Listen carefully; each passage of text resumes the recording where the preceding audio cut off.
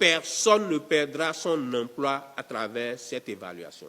Le reste n'est que de l'intoxication. L'évaluation en question n'a pour but que de renforcer la capacité professionnelle des enseignants concernés. Elle ne vise rien d'autre que cela. À l'issue de cette évaluation, aucun enseignant ne sera laissé sur les carreaux, sauf celui qui aura choisi délibérément de ne pas aller composer. Ceux qui auraient réuni la moyenne de 10 sur 20 au moins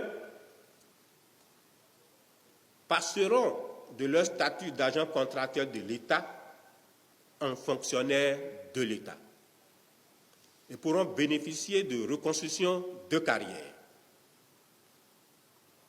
Mais ceux qui seront en dessous du seuil de réussite, et ça c'est le deuxième grand groupe, le groupe B, tous ceux-là vont être admis en formation. Ils continueront d'être enseignants dans leur classe, ils continueront de bénéficier de leur salaire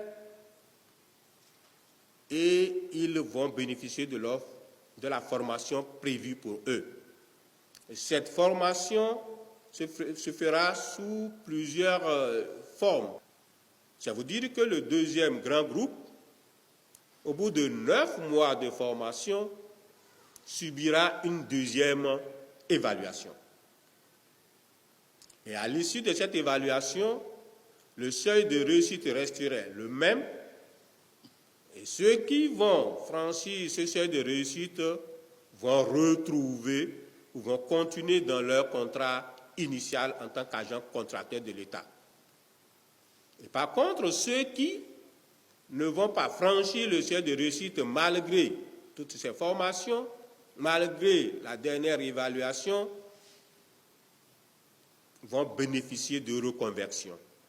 Je voudrais une fois encore rassurer tout le monde que le souci, et le seul souci du gouvernement, c'est d'améliorer la qualité de l'enseignement.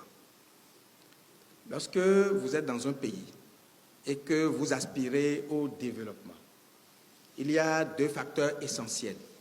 Il y a le facteur de la santé et le facteur de l'éducation. Lorsqu'il a une meilleure santé, il faut qu'il ait une meilleure instruction. Il faut donc que l'enseignement soit un enseignement de qualité. Et voilà donc le seul souci que le gouvernement a.